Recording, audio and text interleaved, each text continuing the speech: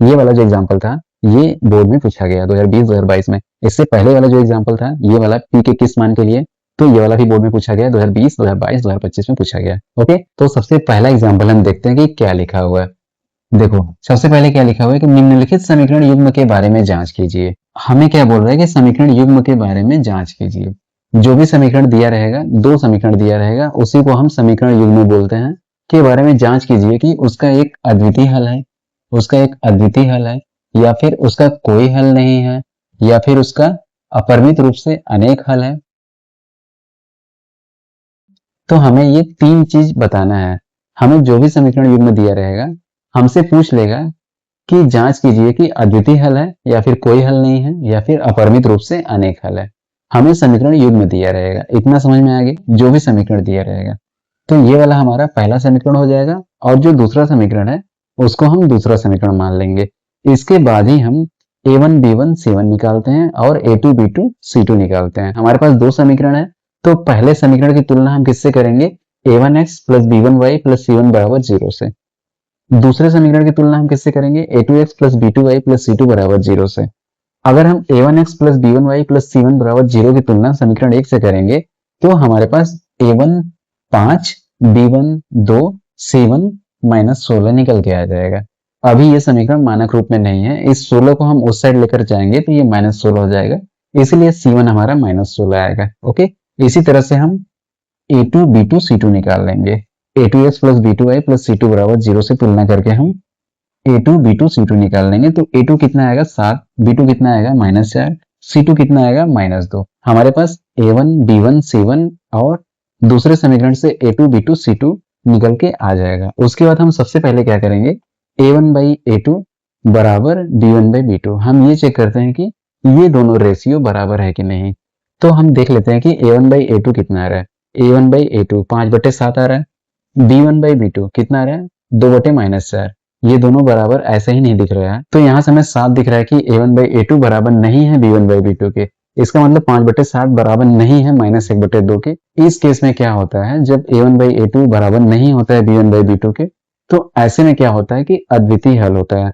हमारे पास जो भी रैखिक समीकरण युग्म दिया रहेगा उस केस में अद्वितीय हल होता है। तो हम एग्जाम में यही लिख कर आएंगे कि अतः दिए हुए समीकरण का एक अद्वितीय हल है। हमें इसी तरह से लिखना है, ये 4 नंबर में आता है। इसके बाद हम दूसरा सवाल देख लेते हैं। सेम वही सवाल है, बस इसमें ख है। ये क वाला था, ये क वाला था, ये ख वाला है। इसमें भी दो समीकरण दिया है, इसमें भी हम वही काम करेंगे। इसमें भी हम वही काम करेंगे कि a1 b1 c1 निकालेंगे, a2 b2 c2 निकालेंगे। तो देखो यहाँ भी a1 b1 c1 a2 b2 c2 निकालना है, तो सबसे पहले हम इस 16 को उस साइड लेकर जाएंगे तो मानक रूप में हो जाएगा, -16 हो जाएगा। और इस 2 को हम उस साइड लेकर जाएंगे तो -2 हो जाएगा। तो यहाँ से a1 कितना आ जाएगा 5, b1 कितना आ जाएगा 2, c1 कितना आ जाएगा -16, a2 कितना आ जाएगा 3, b2 कितना आ जाएगा 6/5, c2 कितना आ जाएगा -2। हमारे पास a1 b1 c1 और a2 b2 c2 निकल के आ जाएगा। तो सबसे पहले हम यही चेक कर लेते हैं कि a1 बाई a2 और b1 बाई b2 बराबर आ रहा है कि नहीं। देखो यहाँ से a1 बाई a2 कितना है 5/3, 5/3 हो जाएगा a1 by a2। b1 by b2 कितना हो जाएगा 2/6/5, 2/6/5। इसको हम ऐसे भी लिख सकते हैं, ये जो 5/3 लिखा है 5/3 ही रहेगा, लेकिन बराबर के बाद जो 2/6/5 है, क्योंकि ये 2 था ये 6/5 था, ऊपर 2 है नीचे क्या है 6/5। तो इस 2 को हम बना देंगे 2/1। ये जो बटे के नीचे 6/5 है इसको हम गुणा कर देंगे, ये 5/6 हो जाएगा। तो ये जो 6 है ये 2 से कट जाएगा 3 बार में, और 2 से 1 बार में कट जाएगा। तो ये जो हो जाएगा वो 5/3 हो जाएगा। तो इधर भी 5/3 हो गया, इधर भी 5/3 हो गया। तो इसका मतलब ये a1 बाई a2 बराबर आ रहा है b1 बाई b2 के। तो हम c1 बाई c2 भी चेक करेंगे। देखो a1 बाई a2 बराबर b1 बाई b2 आ रहा है, तो इसका मतलब ये बराबर है। अब हम क्या करेंगे, b1 बाई b2 और c1 बाई c2 चेक करेंगे। तो देखो b1 बाई b2 हमारा 5/3 आ ही रहा था, यानी कि ये b1 बाई b2 कितना है 2/6/5, जो कि 5/3 के बराबर आ रहा था। और बराबर c1 बाई c2 कितना है -16/-2, -16/-2। ये तो 5/3 आ रहा था, ये तो 5/3 हो जाएगा। और ये क्या है -16/-2, -16/-2। तो यहाँ से साफ दिख रहा है कि b1 बाई b2 और c1 बाई c2 बराबर नहीं है, ये दोनों बराबर नहीं है, ये दोनों बराबर नहीं है।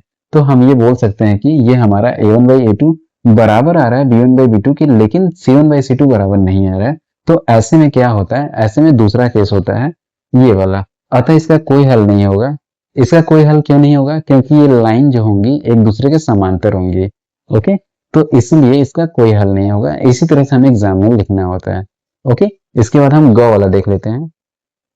देखो, ग वाले में भी सेम सवाल है, बस खाली ये जो रैखिक समीकरण दिया हुआ है ये बस अलग है। तो इसका खुद से ट्राई कर लेना कि ये क्या होगा। ओके, उसके बाद हम ये देख लेते हैं, दूसरा एग्जाम्पल देख लेते हैं। ऐसा भी क्वेश्चन आता है एग्जाम में। देखो, लैम्डा का वह मान ज्ञात कीजिए जिसके लिए निम्नलिखित समीकरण युग्म का एक अद्वितीय हल है। सवाल में क्या बोल रहा है कि लैम्डा का हमें मान निकालना है जिसके लिए जो भी समीकरण युग्म दिया है उसका एक अद्वितीय हल होगा। ओके, उसका एक अद्वितीय हल होगा। तो हमारे पास रैखिक समीकरण जो भी दिया रहेगा, पहले वाले को हम पहला समीकरण मान लेंगे, दूसरे वाले को दूसरा मान लेंगे, और हमें लैम्डा जो दिया है वो यहाँ पे दिया है, यहाँ पे दिया है, बी की जगह पर दिया है। ओके, तो ये इसके लिए क्या बोल रहा है, ये सबसे मेन होता है, सवाल का सबसे मेन पार्ट ये है कि अद्वितीय हल होगा। अद्वितीय हल होगा तो इस केस में क्या होता है, a1 बाई ए टू बराबर नहीं होता है b1 बाई b2 पे। बस वहीं पे ये सवाल खत्म हो जाता है। तो इसको हम कैसे सॉल्व करेंगे, इसको हम डायरेक्ट ही कर लेते हैं। देखो, यहाँ से हमें a1 बाई a2 कितना दिख रहा है, 1/3। हमें कितना दिख रहा है, 1/3। बराबर नहीं होता है, अगर अद्वितीय हल होगा तो ये बराबर नहीं होगा।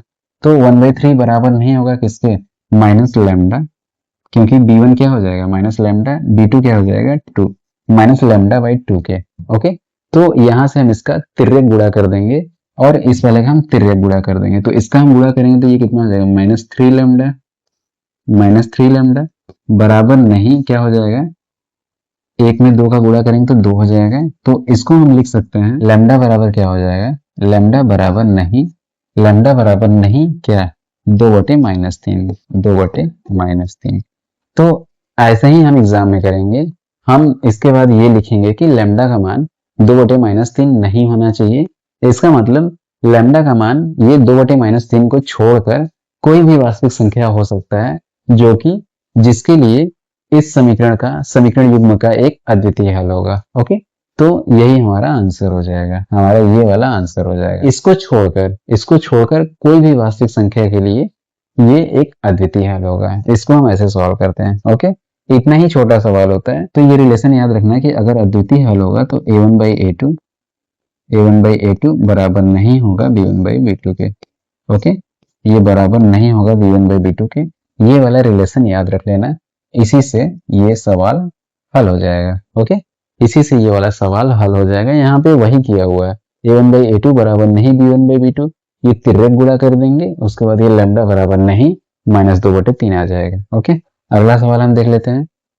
k का ऐसा मान ज्ञात कीजिए जिसके लिए निम्नलिखित समीकरण युग्म का एक अद्वितीय हल है। k का हमें ऐसा मान ज्ञात करना है जिसके लिए जो भी समीकरण युग्म दिया है उसका एक अद्वितीय हल होगा। ओके, तो इसको भी हम वैसे ही करेंगे, 4/k बराबर नहीं 3/-8। तो यहाँ से k का मान निकल जाएगा। खुद से ट्राई करना, नहीं आएगा तो कमेंट करना। ओके, हम अगला सवाल देख लेते हैं। a का वह मान ज्ञात कीजिए जिसके लिए निम्नलिखित समीकरण युग्म के लिए एक अद्वितीय हल हो, कोई हल ना हो, अपरिमित रूप से अनेक हल हो। ओके, हमें a का मान ज्ञात करना है। ये सवाल भी उसी तरह से होगा, इसको भी खुद से ट्राई करना। आगे हम देख लेते हैं, ये जो एग्जाम्पल 5 है, ये जो 5वां एग्जाम्पल है, इसमें ये क्या बोल रहा है, इसमें बोल रहा है कि p के किस मान के लिए निम्नलिखित समीकरण युग्म का एक अद्वितीय हल होगा। तो सबसे पहले तो एग्जाम में यही दिया है कि एक अद्वितीय हल होगा और हमें p का मान निकालना है, p के किस मान के लिए। तो सबसे पहले ये तो अगर अद्वितीय हल का केस आएगा तो सबसे पहले यही होगा कि a1 बाई a2 बराबर नहीं होगा b1 बाई b2 के। तो यहाँ से a1 बाई a2 कितना दिख रहा है, 4/2। a1 बाई a2 कितना दिख रहा है, 4/2 बराबर नहीं b1 बाई b2, बराबर नहीं b1 बाई b2। तो b1 कितना है p, b2 कितना है 2, तो p/2 हो जाएगा। ओके, ये p/2 हो जाएगा। तो इसका जब हम तिर्यक गुणा करेंगे, इसका तिर्यक गुणा करेंगे तो ये कितना हो जाएगा, ये कितना हो जाएगा 2p, ये कितना हो जाएगा 2p बराबर नहीं, इसका भी तिर्यक गुणा करेंगे, बराबर नहीं कितना हो जाएगा 8। तो इसका मतलब p बराबर नहीं 8/2, 8/2। तो हम लिख सकते हैं, कि p बराबर नहीं 4। ओके, p बराबर नहीं 4। इसका मतलब p का मान 4 को छोड़कर कुछ भी हो सकता है, जिसके लिए ये जो समीकरण युग्म दिया है उसका एक अद्वितीय हल होगा। ओके, ऐसे ही हम सवाल करते हैं। आगे हम देख लेते हैं एग्जाम्पल नंबर 6 देख लेते हैं कि के किस मान के लिए निम्नलिखित रैखिक समीकरणों के युग्म के अपरिमित रूप से अनेक हल होंगे। तो इस सवाल में यही बोल रहा है कि हमें ये समीकरण युग्म दिया हुआ है, हमें ये समीकरण युग्म दिया हुआ है और हमें ये चेक करना है कि अपरिमित रूप से अनेक हल होंगे और हमें के का मान निकालना है। के किस मान के लिए अपरिमित रूप से अनेक हल होंगे। तो इस सवाल को हम कैसे सॉल्व करेंगे। सबसे मेन पार्ट ये वाला होता है, अपरिमित रूप से अनेक हल होंगे। अनेक हल कब होते हैं, जब a1 बाई ए टू बराबर होता है b1 बाई बी टू के और बराबर होता है c1 बाई सी टू के। तो यहाँ से k बाई 12 बराबर 3 बाई के, इतना अलग पार्ट हो गया और एक दूसरा पार्ट हो जाएगा b1 बाई बी टू यानी कि 3 बाई के बराबर हो जाएगा c1 बाई सी टू के बराबर माइनस ब्रैकेट में k माइनस 3 बटे माइनस के। तो माइनस माइनस तो कट जाएगा। तो इसको सॉल्व करके ट्राई करके देखना, अगर नहीं होगा तो कमेंट करना